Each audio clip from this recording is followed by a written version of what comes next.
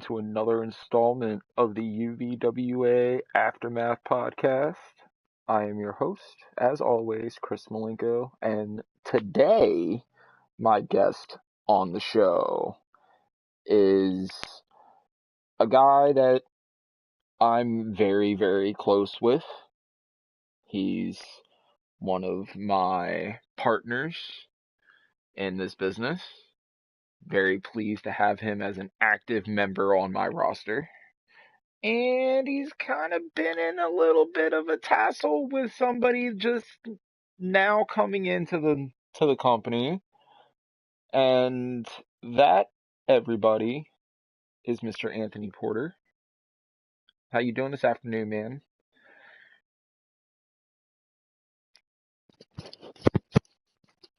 What was that? Oh, that's right. I forgot. Mr. Porter, sitting next to me here, is one of the competitors at End of the World for um, a title that we retired and actually turned into the Intercontinental Championship. That is our television title that we are bringing back. It is going to be cross-branded between both um, Shinobi Warriors, which is going to be our um, Sunday show. Um, and then Vicious Beings will be on Saturday. Um, and then we will have Women's Revelation on Fridays. Um, our pay-per-views from after End of the World will be um, a whole weekend, Friday, Saturday, and Sunday. You will have a match card a day. Yep. Um, so just wanted to go ahead and throw that little piece of information out there for everybody that it's like, oh, well, after End of the World, what are you guys going to do? Don't worry about that. We got that covered. Um, so, but moving back to our guest. So, how are you today, sir?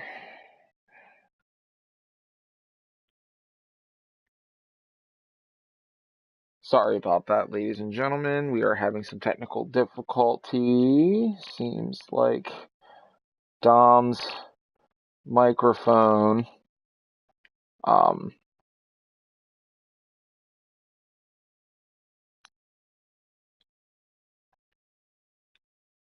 yeah, and just kind of cut out.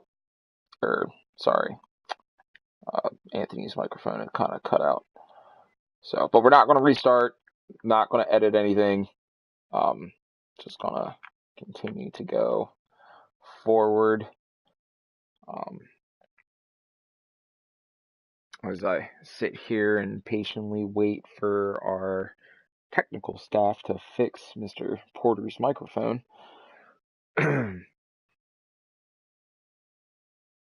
Sorry about that, ladies and gentlemen, but um, yeah. So we're gonna go through and yeah, I can hear you now. Yeah, sorry. Um, so anyway, yes, you did get a win over a debuting Joshua Black this past weekend, which we will get into here in a bit. Um, but let's go ahead and just hop right into the show. So, what did you think of this Saturday show? And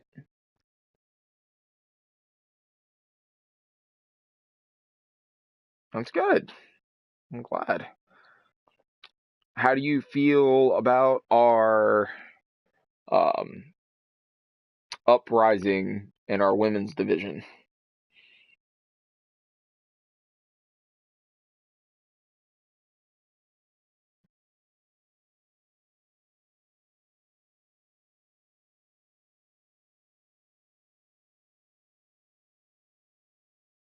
Yeah, makes you feel like you want to push harder, right? Yeah, kind of fucks with your ego a little bit. I feel that. Yeah.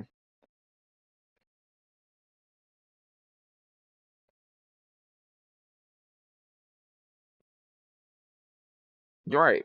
Exactly. All right. So, but overall, I thought Saturday's show was pretty fucking fantastic. Um, I'm a champion again. Uh,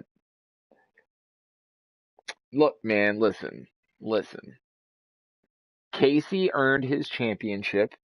I will give him that. But that is the only putting over I'm going to do for that kid. And this is why. The man came into the company. He lost a lot. He ended up leaving. I re-signed him. He came back. He lost a lot. And then he started to actually pick up some wins. But then the mistake was him getting his number one contendership opportunity and winning it. That was the mistake he made. He beat me. He beat me. He beat me. I'll give him that. It is what it is. Obviously, he became champion somehow. I didn't just give him the fucking belt. But I whooped his ass first. Like, I wasn't going to go down without a fight. But he beat me. It is what it is. Whatever. Brush it off. Get in the gym. Work out. Learn some new shit. Come back. Hella fucking stronger than I was before. He beat me in our rematch. That's fine and dandy. Don't have a problem with that. Kosher. It is what it is. This past Saturday, though, was a completely different situation. So, Casey, I'd love to hear what your excuse is on why you lost your title to the man you originally beat it for. So, think about that. That's all it was, man. I told him it was a fluke. I flat out told him it was a fluke. I was like, if the cards were stacked again and reshuffled, you weren't gonna beat me. This time I changed the game up on him. And look what happened. Wearing fucking gold, my man. Wearing fucking gold. So, but we'll get into that a little bit later too. But let's talk about the first match card of the evening before intermission, shall we? Um, we had Cody Hagen versus Jesus Perez. I love when these guys go at it. Every single time that I watch them, their chemistry is just absolutely fantastic. This match ended in a very, much quickness. Like, a hell of a lot of quickness. Cody Hagen demolished Jesus within a matter of, a minute and a half, maybe 2 minutes.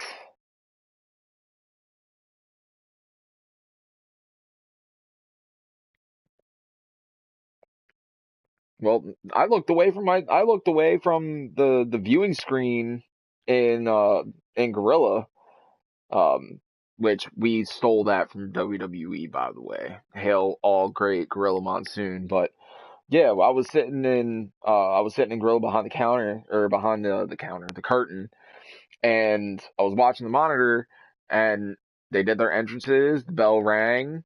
I looked away from the monitor for literally a second to post something on Instagram about it, and then I look back up and I'm like, huh, well then. Okay. So there's really nothing to explain with that. It was a fucking squash. Cody Hagen got sick and tired of losing every fucking week, came out of fucking nowhere, and that was the end of that. Then we saw Kelly Jacobs versus one of my favorite guys on the roster, even though he hasn't had a victory since he's been here, Zach Stunning. Um, Kelly Jacobs didn't wipe the floor with Zach because Zach actually put in some offense, but Kelly Jacobs was just way too much for Zach. How was your analysis of this match?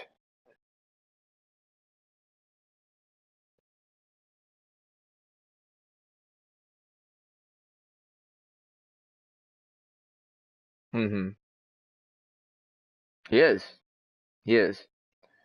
I feel like he needs to learn some new things. or try and just hone his skills a little bit harder, because the losing thing for him seems to be the path he's on. If he doesn't change anything within that path to make him better, I don't know what his future here is going to look like, but I know it's not going to be for a championship anytime soon. So that's what we have the dojo for. That's what we have it for. I'm there every fucking day with Crystal and Jade, who are there every fucking day. Crystal always looks so mad when I see her now.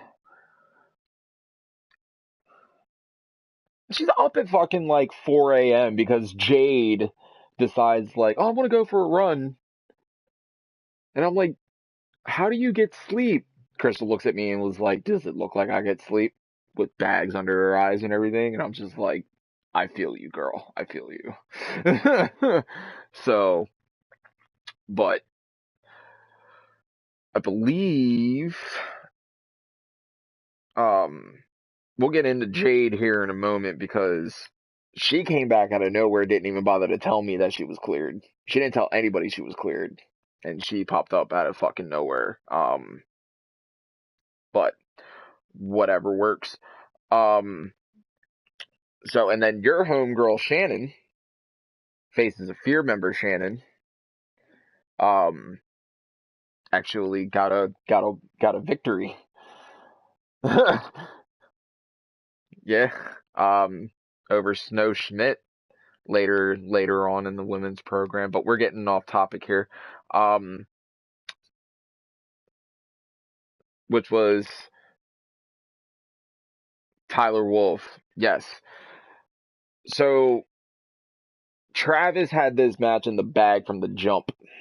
Not saying anything against Tyler, because Tyler is fantastic, but Travis, since coming into UVWA, has just shown, in some circumstances, dominance, in some circumstances, defeat, especially against Jack the Killer, which, by the way, on a separate note, this weekend we'll be having a number one contendership match to see who's going to face him at End of the World. But I'll get into that after we're done.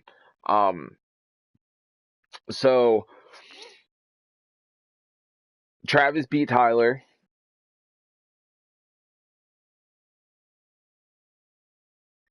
Yeah, dude.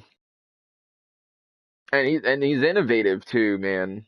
He really is. Like, Outcast calls himself the innovator of offense, and I'm like, nah, bro, that's definitely Travis Loki. Travis Loki should have that insignia, because homeboy, like, he'll come out of fucking nowhere with his shit sometimes, and it'll catch me like, oh shit, I forgot he could do that.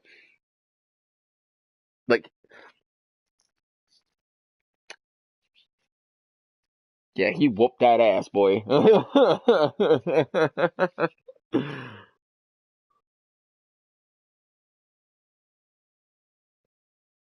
It's why that match didn't last very long. So, but Travis beat Tyler, so congratulations to Travis on that one. Um, then we had the Raiders facing off against the Jordans, and I always love to see the Jordans get beat up. It makes me giggle. Like, it really does. Which is exactly what happened in this match. The Raiders completely fucking dominated the Jordans. Completely. They hit them with three of their finishers. So, three Call to Odins, and it took three Call to Odins to put them away, but three Call to Odins, like, normally one does it. But the Raiders ended up beating the Jordans, so good luck on them. They might get a championship opportunity soon. I don't know yet. We'll see what the remaining weeks look like. Then we had J Omega facing off against Dylan Morrison. How do you feel about J Omega?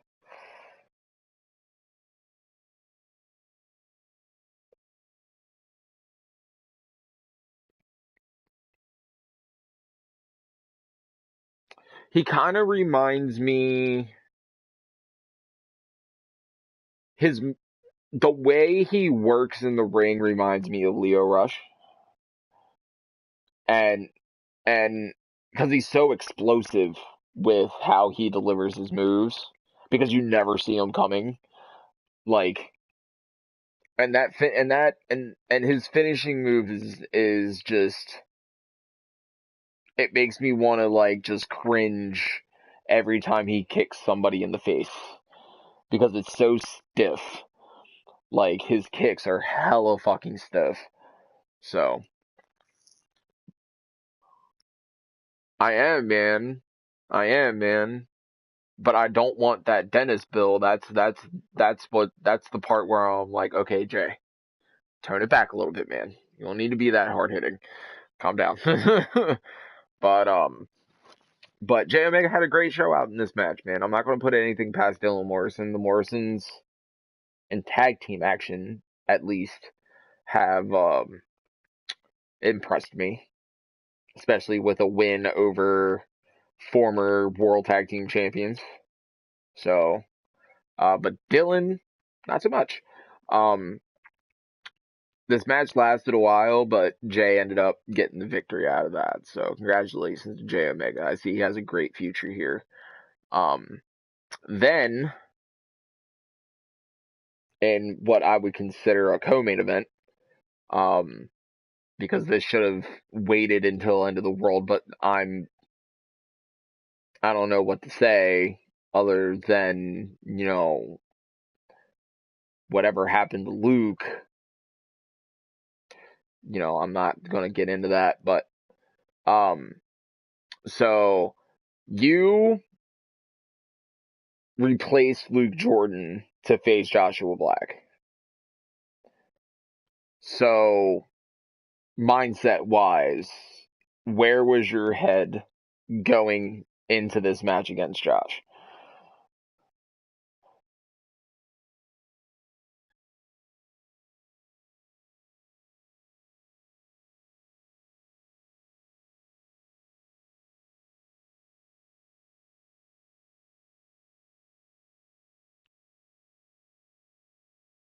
Well, go ahead. All right. Well, let's look at it from a different perspective also. You've been in UVWA a little over what, a month and a half now? Almost 2 months. So, Josh technically made his debut when he put your ass through a table couple last week, almost 2 weeks ago. Um, Thought process on going up against somebody that you never faced before. Like, I know that you've been in similar situations when you first came here, because a lot of our roster you've never met in ring, at least, or worked with in ring, at least.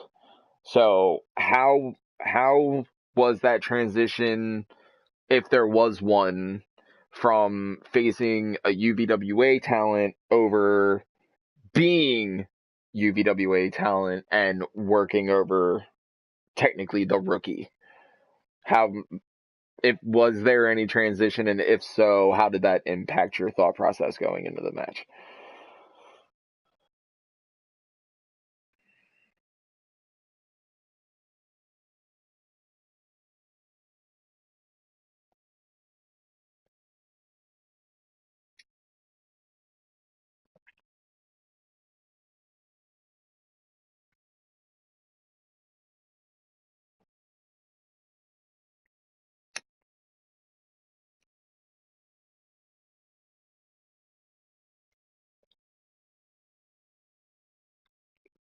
Well, you definitely fucking did that, because this match didn't last very long. So, I'm really not, though. Nothing against Josh. Like I said, I'm excited for Josh to be here. I'm excited for whatever issues you guys may have. I mean, Josh attacked you for no reason. So you have a vendetta, which I completely understand. But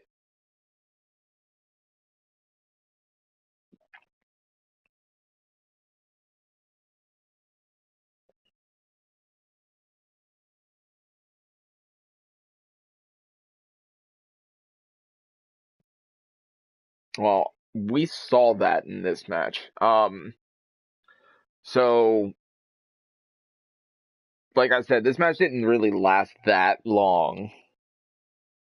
Um, but I am going to say this, man. Josh put in some hard hits on you, dude. He didn't hold back none. So, I mean, I got to give it up to Josh, man. I'm going to book him again this week, except this time I'm not booking him against you. I want to book him against somebody else.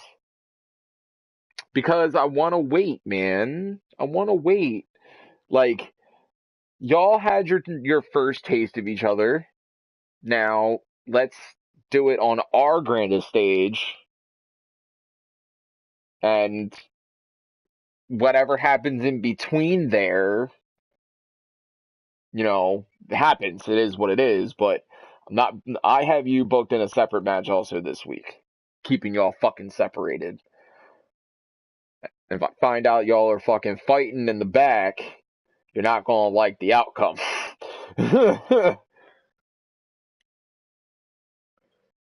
So, I'm telling you, you're not gonna like the outcome.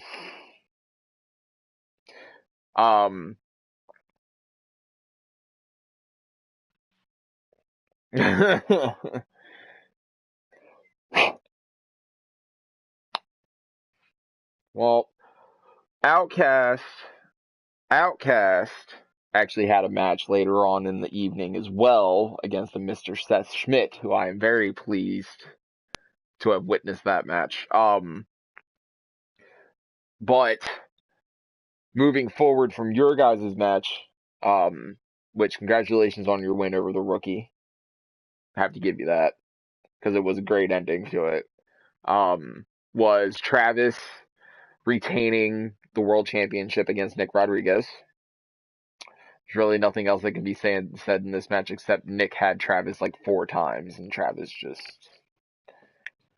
he's like, no, fuck up out of here. So,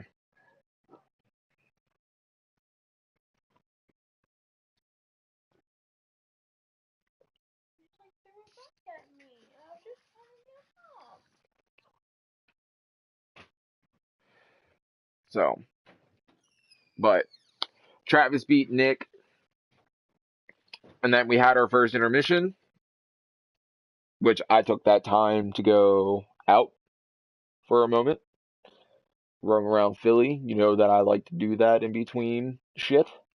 While we get set up for round 2. So we had our second match card. Top of the card was best of 7 series between Oscar and Jin. This time Oscar beat Jin in an interesting fashion because wasn't really expecting it to last that long. It was short. A lot of short matches on over the weekend, man.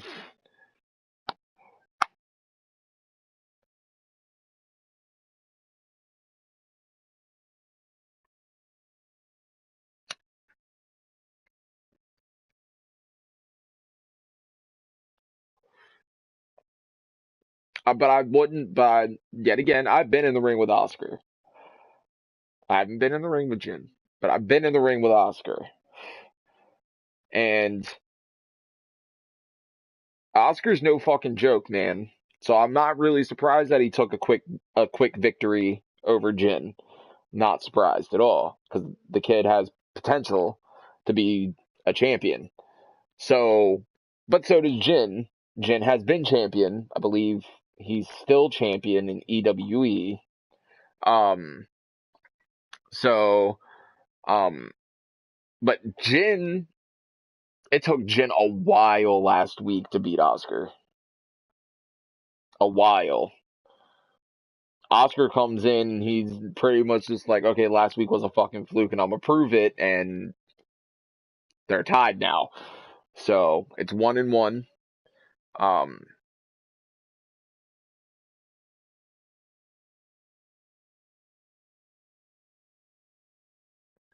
so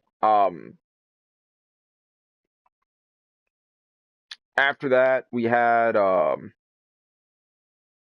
Sammy Jordan facing BDT. You know how I feel about the Jordans. Just shut up. So BDT put up a fight, not gonna lie. Um, but Sammy Jordan was pretty much dominant throughout this whole match and ended up putting BDT away in quick fashion. Match only lasted maybe like, I don't know, what, 10 minutes maybe? Yeah. So, not looking good for Exiled. Um, or not looking good for BDT as he's getting ready to go into spring break, on April 19th. But, Sammy's looking good though. So, congratulations to Sammy on his victory on that. And then we had, Exiled member JR. I'm not even going to pronounce his last name. Um, and he went up against Isaac Barton. How do you feel about Isaac?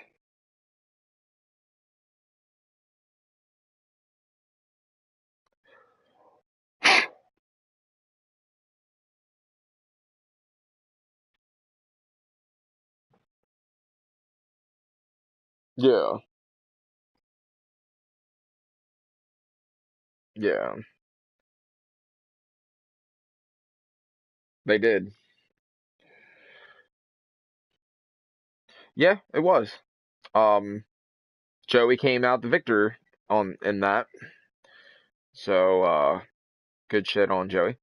Um, so two more members, in that six-man, um, Full Metal Mayhem match for the television championship faced off Seth Schmidt, and the Outcast. Both of us know both of these men very well, whether it be in ring or outside of ring and everything. So, Outcast, even though he's an ass and he's cocky, but he turns that cockiness into confidence real quick when he gets into the ring, man. Um, Absolutely charismatic, has no issue speaking his mind on certain subjects, especially if it involves him, because he likes talking about himself. So, fucking, what is that bullshit ass group that hasn't done a damn thing? The Excellence, right? Yeah, more like the Failures. Because recently, yeah, whatever, I don't like them either, but that's not on, it's, look, Outcast and everybody else knows why I don't like him. I've been open about it. I don't need to repeat myself. That shit is beating a dead horse. He knows why. But he's going for a championship that's going to be cross-branded. So if he ends up winning that, he will be, we'll see. If he wins it, then he's going to be living in fucking just egomaniacal gold, because not only do I have to see him on Shinobi Warriors on Sunday, I have to see him on Vicious Beings too. And I know for a fact that if I watch him on Vicious Beings, I don't have to be there to physically see him. But I have to physically see him on Shinobi Warriors if that happens. So I'm really hoping he doesn't fucking win that belt. Because I'm not in the mood to listen to his bullshit. So, but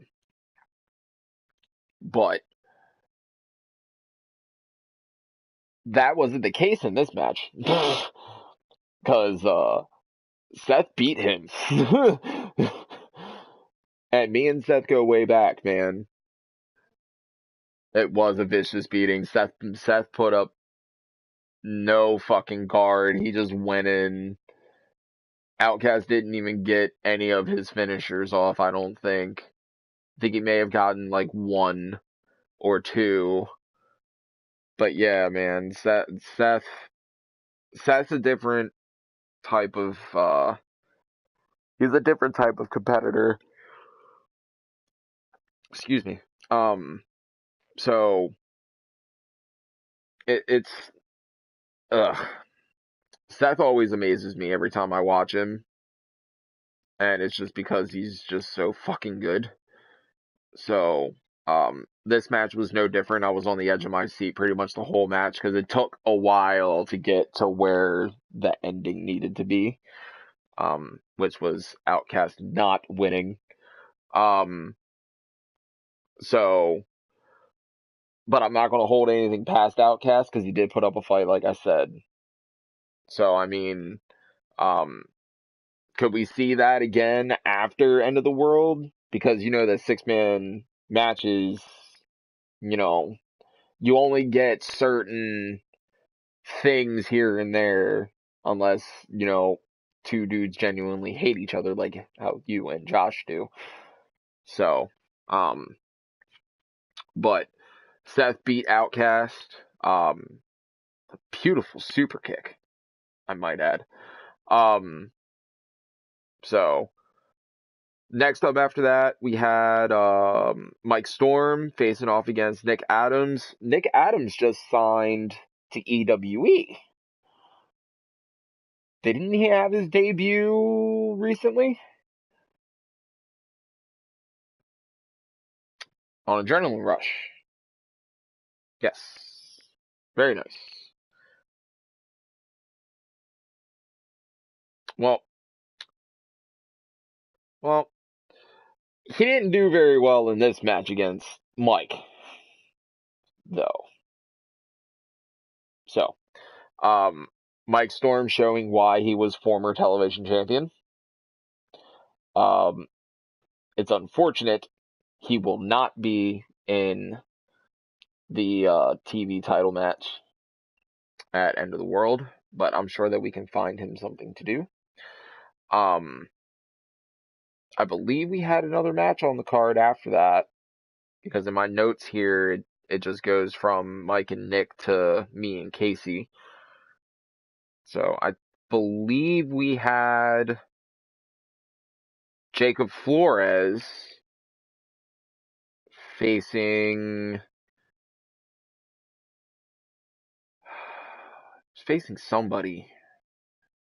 Can't remember who it was. But we'll have to go back and look at that. Hold on one second. But while we're doing that, before we do that match, we'll save that match for last for the men's card.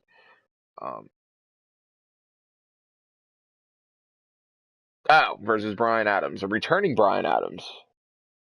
So, who ended up picking up the victory in that? Because I don't remember. Jacob did. Jacob's been on a roll, man, since he's been here.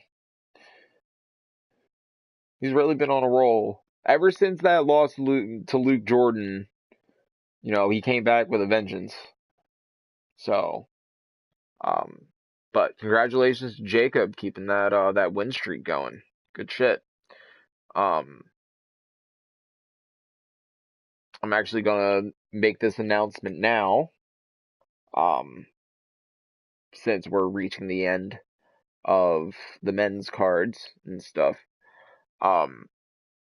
Next Saturday, it will be Jacob Flores versus Mike Storm. Winner becomes number one contender to Jack the Killer's Shinobi Strong Style Men's Strong Style Championship at End of the World. So, yeah.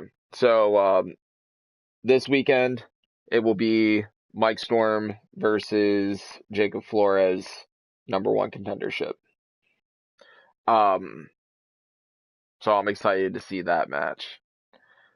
So, actually, no. I got a better idea. We're going to do a fatal four-way. Check this shit the fuck out. Fatal four-way. Mike Storm, Jacob Flores, Sammy Jordan, and Jay Omega.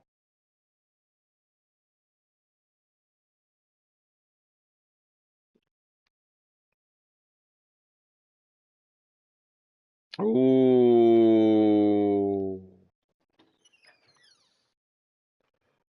Might do. You know what? Yep, we'll do that. You'll do that. Yep. So, this weekend, we will have a five-way, a fatal five-way, Travis Loki, Mike Storm, Jacob Flores, Jay Omega, and Sammy Jordan. Winner becomes number one contendership for the UVWA Men's Shinobi Strong Style Championship. Here's the fun part. It is going to be inside of I want to see if we can actually do this properly. It's going to be inside of Bloodsport Cage Death. Shinobi rules apply. So knockout or submission, only first one to get knockout submission becomes number one contender. So, and it's going on a weekly show. So, and then I don't want to talk about my match today just because of the fact that, like, I knew it was going to happen anyway. Sorry, Casey, not trying to say you're not good or anything. You beat me. Congratulations. But, who's got the strap now? So,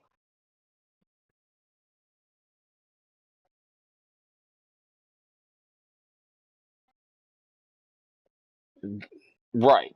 So, Casey, don't worry about it, man. You'll get your rematch at End of the World.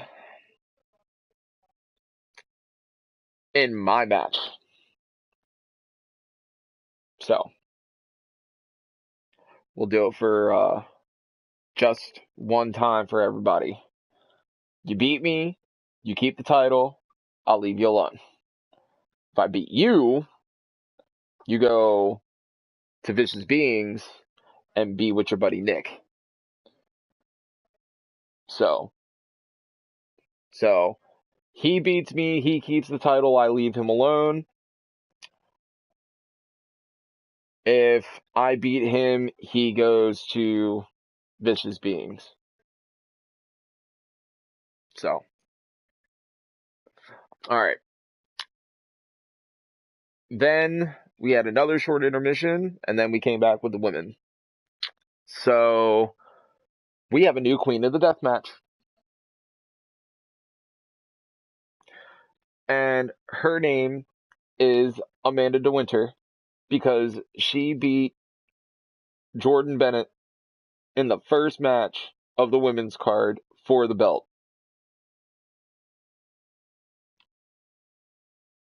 Your opinion, sir.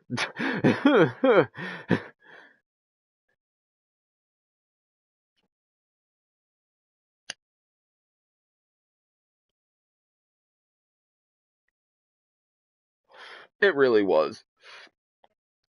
I was not expecting Amanda to take the title, but she did. So Jordan will get a rematch this weekend, and this time it will be inside Cage of Death. So, next up, we found out who the mysterious attacker of Ariana DeWinter has been for the past 2 weeks. And it's a returning Jessica Flynn.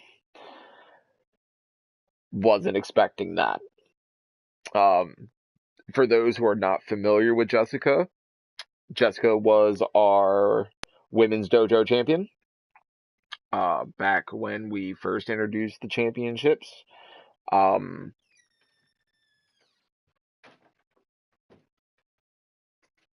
And she got injured, which enabled her to compete.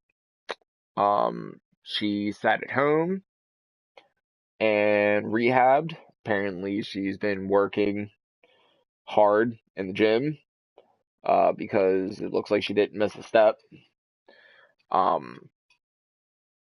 she faced off a debuting Anastasia DeWinter, who, from what I have been told, is the big little sister of the group. She stands at almost 6 foot something. So, yeah. That match was actually really fucking good. Anastasia ended up defeating Jessica Flynn. So, congratulations on Anastasia on her first win in her debut match.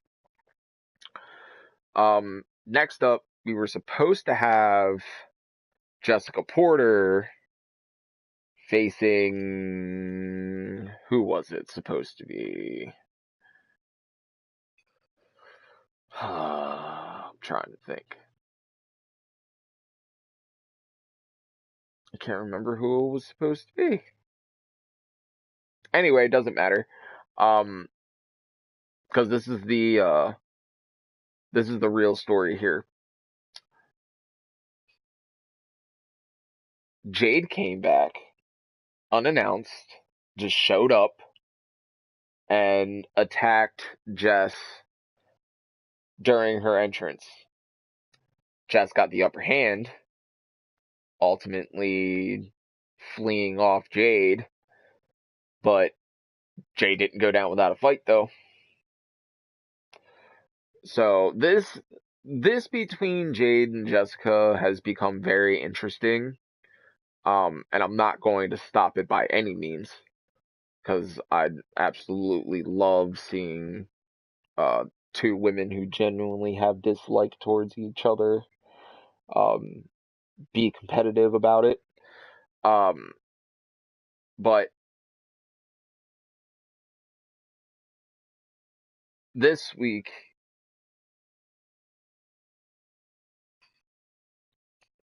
yeah, I've seen her.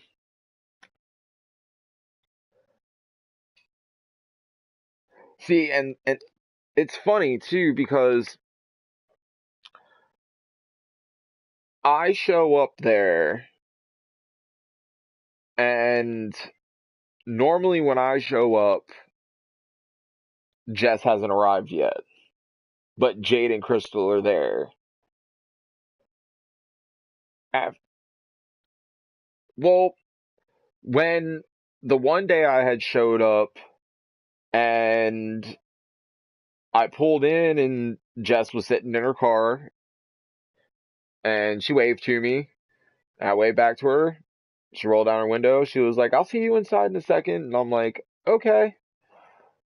Get inside. I started getting my music and shit set up or whatever. And Jade and Crystal were already there. And I don't think Jess knew that. And if she did, whatever. But So Jess walks in and sees them, and she's just mean mugging Jade from afar, and I'm just kind of like, ladies, separate places, go work on different things, don't come towards one another. Don't come towards one another or anything like that. Like, keep yourselves separated. Save that shit for in the ring in front of fans. We're not going to do this here. And Jade's like, that's fine. I'm cool. And Jess was like, yeah, I'm good. Jess walked away, and Jade went to go do something else and work out in another part of the gym, because our dojo and our gym is huge. So, um, that was the one good thing about what had happened with our big venue contract. We were able to afford and build a very nice gym, and our performance center is called the dojo for everybody. So, but yeah, I know. Um, so, but this weekend, because, Jade did supply paperwork saying that she was cleared. She is cleared, so she will be in a match, and it's going to be against Jessica Porter. But it's not going to be a traditional one-on-one match, because it's not going to be a one-on-one match. For the first time since the rebrand, we're going to see, well, the first time in a while, I want to say since the rebrand, we're going to see Jade and Crystal, underground entities, back as a tag team. And they're going to be facing the team of Jessica Porter. Wait for it. And Emerson Blake.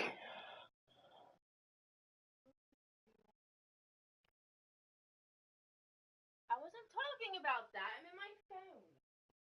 Rude. When Emerson had contacted me and had said, hey, I want this match with Jess, and pitched me the match idea, and I was like, did Jess come up with that, or did you come up with that? Because that seems like a stupid idea Jess would come up with. Why in the right mind would anybody want to purposely face Crystal or Jade? Why? Right. Why?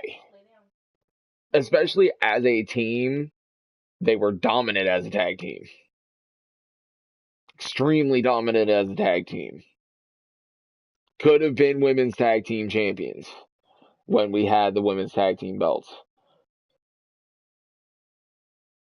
I mean, Crystal's now in Faces of Fear, and Jade's doing a solo thing, but that doesn't mean that their chemistry is off at all.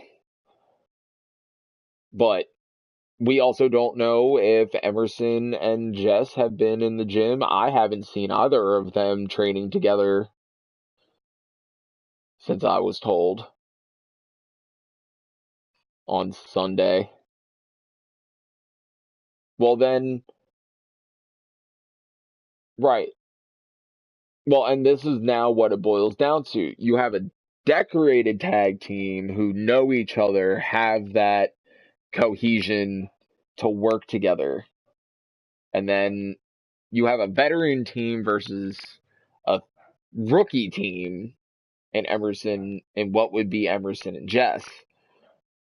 And because of that, you have this dynamic where the veterans always come out on top. There have been some circumstances where, I'm not going to lie, like thrown together teams or placed together teams like how Jess and Emerson are, have come out victors over decorated tag teams in the past. But we're talking about the most dominant women's tag team in UWA when we were UWA. They didn't hold the title, but they both were dominant in their own way. So, and together as a team is crazy scary to witness. So, we'll see what happens. But yeah, that's going to happen this weekend too. So after that, we had a returning Nancy Bay facing off against Warlock Bex.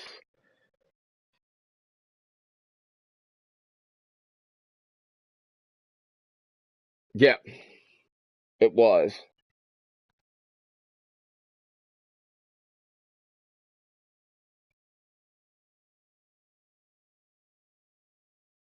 I was not expecting this ending at all. Um, and Nancy has been here before, and she's won matches. She's actually defeated Jade. So, I'm not surprised. I'm not surprised. I'm surprised in her victory over Bex, but I'm not surprised in her execution of the match and how it played out. Um, because we all know Bex can work, but Nancy Bay was only here for like 3 matches and then she went off in the distance. So, um, she came back and obviously she came back and nothing changed. Not a beat was missed, but Bex took her to her limit though, because Bex was dominant throughout the majority of this match. And I don't know what happened. Tides turned within an instant, and Nancy ended up getting the better of Bex. So Nancy Bay versus Warlock Bex for the very first time anywhere happened in UVWA. Nancy Bay gets a victory over Warlock Bex.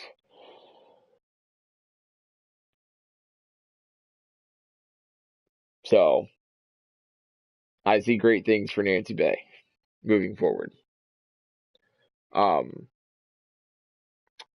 then after that, my fantastic fiance had her rematch against Athena De Winter for the UVWA Women's World Championship, and she recaptured her championship.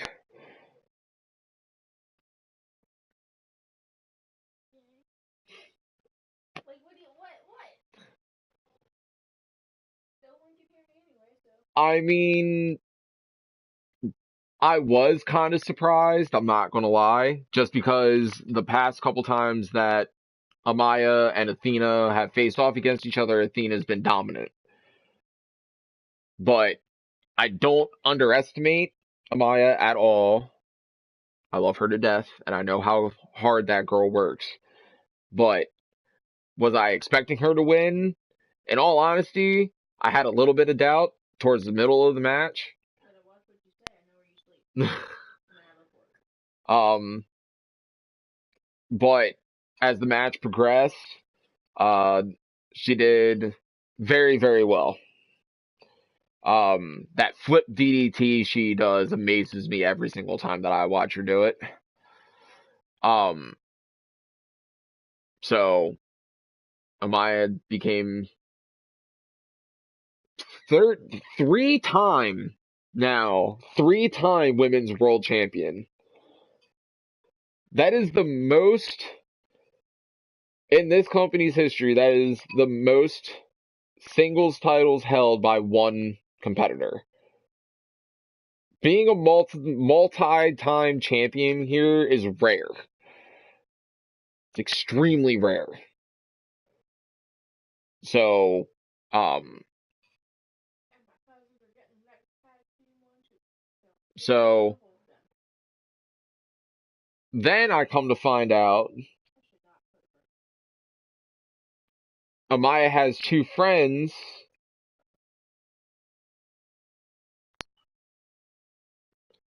getting ready to come in. I don't know the full extensive detail on who these women are. Apparently, one has been on our roster for a while now, but Amaya didn't tell me who they were. And I was just like, well, I need to file paperwork. And she was like, you'll find out when they show up. And I'm like, okay. So this week, her mystery teammates will make their tag team debut, and will be facing off against Akira Yamamoto and another female competitor that has been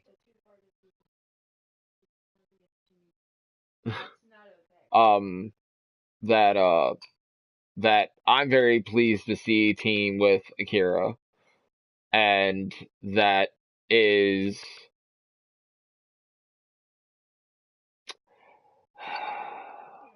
I hope she really doesn't hate me for this, but it's going to be Artemis De Winter and Akira Yamamoto teaming up against whoever these two. Who? Athena. Amaya's here in studio with us. She's just not on microphone, ladies and gentlemen. Sorry about that. So, so, um, yeah. So Amaya, defeated Athena to become women's champion for a third time. Then after that, we had Shannon Wyatt against Snow Schmidt. First time these two women have ever faced off against one another, and what a fucking blowout match this was for Shannon. Back and forth, Shannon mainly dominant, and dominance is spelled F-O-F. Dominance is spelled, for everybody who's going to listen to this, F-O-F. Faces of Fear is the reason why the community thrives for its creativity, because nobody does it like we do. Nobody. There's not a company out there. There is not another stable, faction, single competitor that can be as creative, innovative, and flat out dominant as Faces of Fear. Do Faces of Fear win every single match that they're in? No, they don't, because we're not super people, we're not mutants, we're not gifted. I don't know if anybody would get that reference or pun.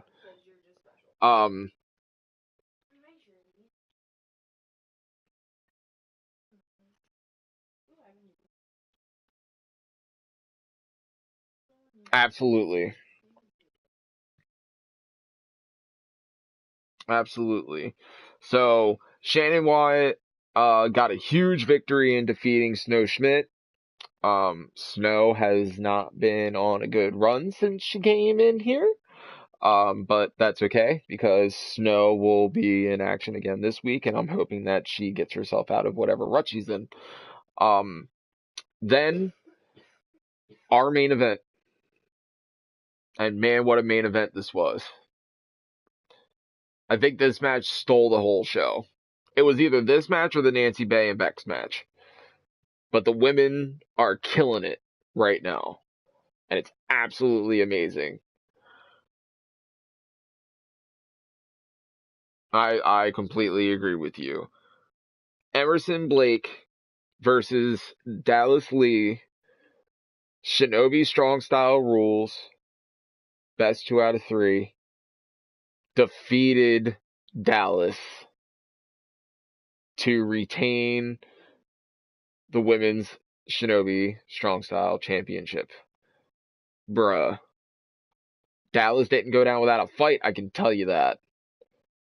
But Emerson clean sweeped her. But that was a fucking grueling ass match. Emerson had said on Instagram that Dallas legitimately pushed her to her limit, and she would love to face her again. So, what we're going to do is End of the World.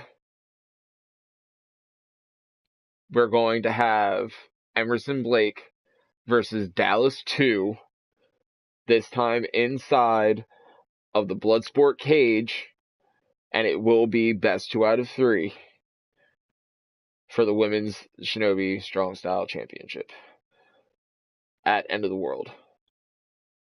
So, that's going to be fucking amazing. Absolutely. Absolutely. But this week, because Emerson's still following her weekly challenge, open challenge for her title, which it may not be Emerson going up against Dallas at End of the World. But Emerson continues to issue these open challenge, and I'm loving every last minute of it. A fighting champion is a champion I want on my roster. Point blank and period. I don't want somebody to hold the belt that's not going to be a fighting champion. Cough, cough, Travis, cough, cough. I don't give a fuck.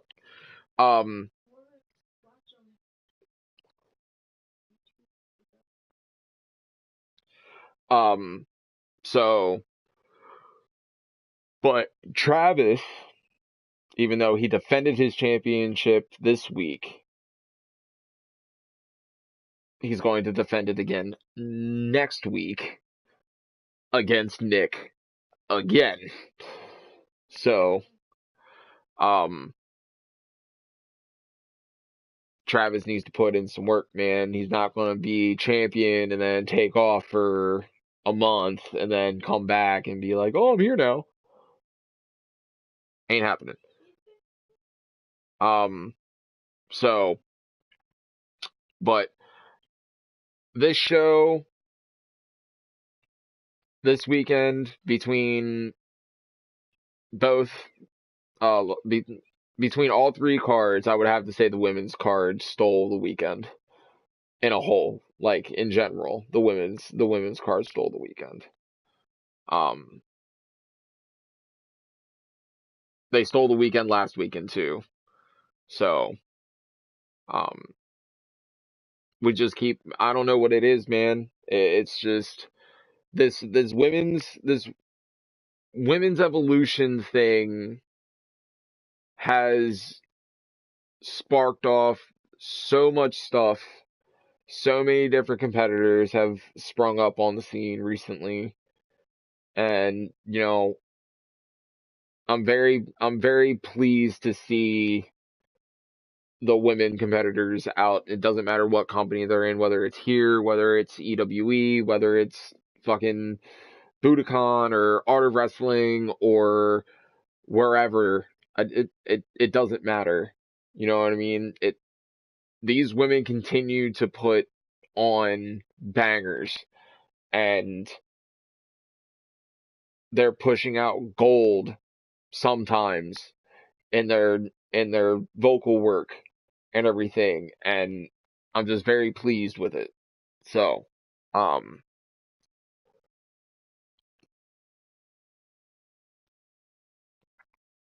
mhm.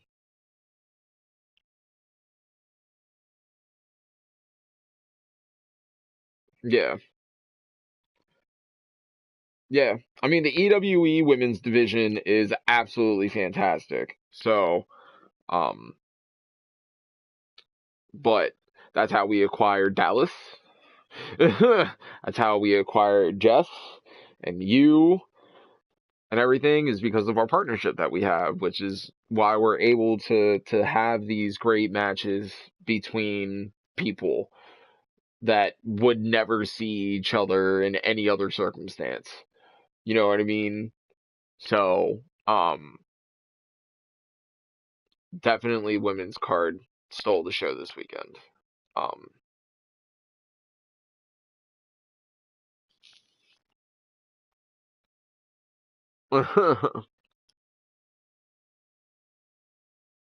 yeah, yeah. Let's not. We can announce one. We can announce one.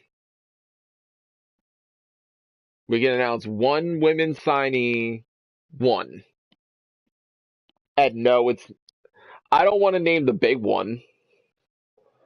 I want to leave. I want to leave. I want to leave her to to be a surprise.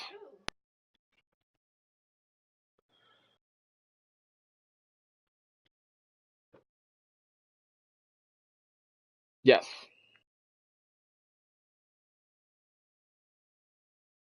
Mm. Oh shit.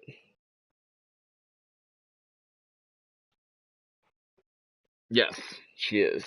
I'm very pleased for that. So, Alexa Wyatt, hype as shit. It's gonna be good.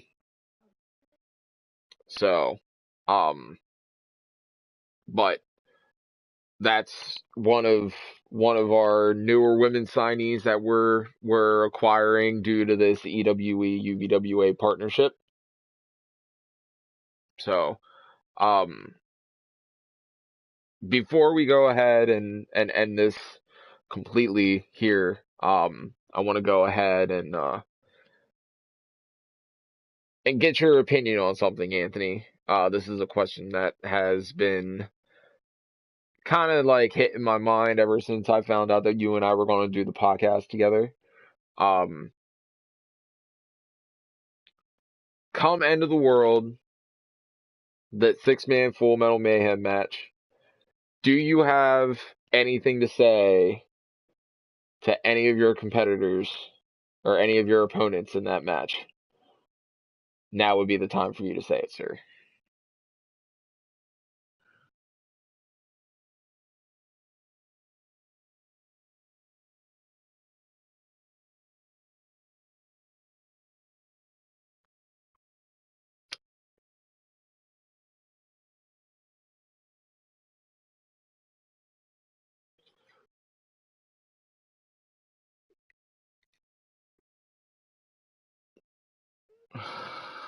I mean, I'm sure Mr. Josh, hold on one second.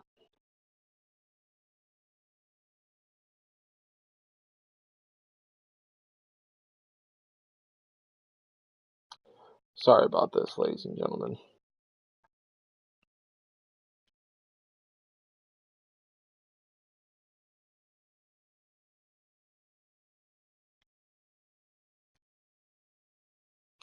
Sorry about that, guys.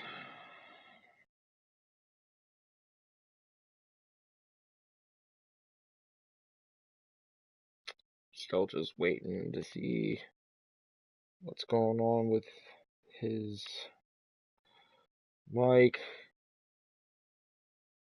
Okay, so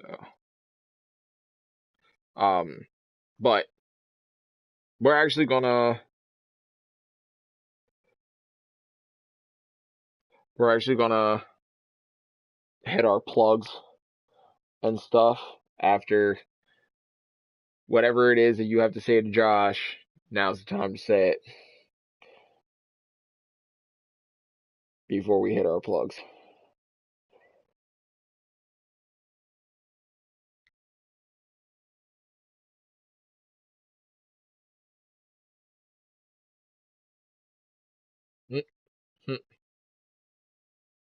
So, all right, shamelessly plugging. Um, if you guys haven't had a chance yet, please follow us on Instagram. It is on the capture photo that you see for the podcast, UVWA2K. Make sure that you follow us on Twitch as well. That is www.twitch.tv/UVWA2K. Um, Also, make sure that you give our banner um, sponsors a follow as well. That's IPWC2K on Instagram. Budokan 2K. That's Budokan 2K. And Art of Wrestling 2K. All on Instagram. Make sure that you go ahead and give them a follow. You follow me at Strange Dabs on Instagram. Anthony, where can they find you and EWE at?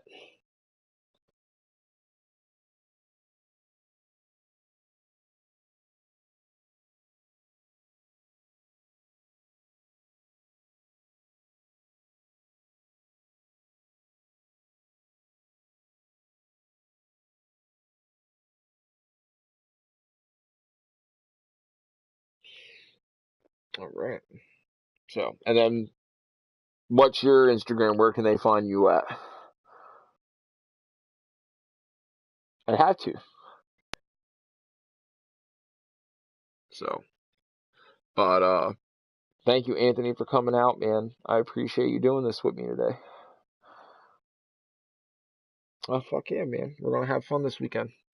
So, uh, my name is Chris Malenko. Thank you, Anthony Porter, for showing out. I appreciate you showing up, man. This has been another installment of the UVWA Aftermath podcast. Ultraviolet Wrestling Alliance slogan here, as always, redefining extreme wrestling every single time that we step into a fucking arena. And I don't understand why people keep sleeping on us. It bothers this holy hell out of me. Y'all are missing out on good quality wrestling, and it's a shame. It's an absolute shame. So, if you aren't with the movement, I don't know what to tell you, but you need to start. Hop on that fucking bandwagon. Give us a follow on all of our shit.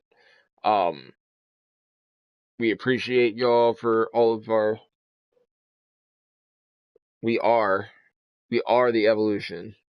We are. So, make sure that you go ahead and give us a follow on all of our shit. Don't be a fucking stranger. Hop through, give us a comment, leave us a like, hit that subscribe button, tell your friends about us. That's what we're here for. We're here to spread good wrestling, good stuff. So, can't do that without y'all. Thank you for the support. We appreciate you guys. Have a nice rest of your week. We will see you on Saturday. Adios, ladies and gentlemen.